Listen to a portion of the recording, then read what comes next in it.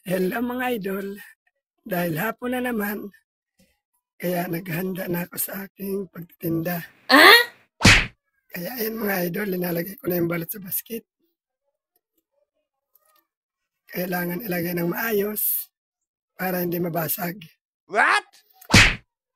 Ayan mga idol ang balot ko. Wow!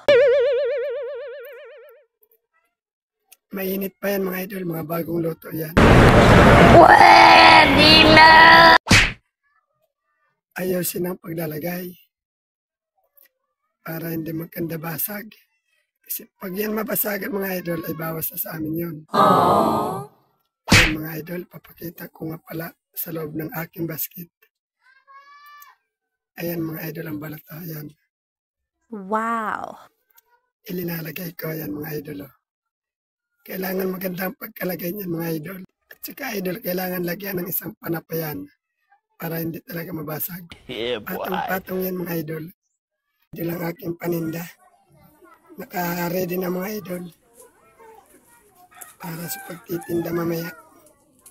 Yan mga idol, mga chicharon, mani. At saka mga idol, may lagay na akong basura. Yan ang suka na malit mga idol. Thank you mga idol.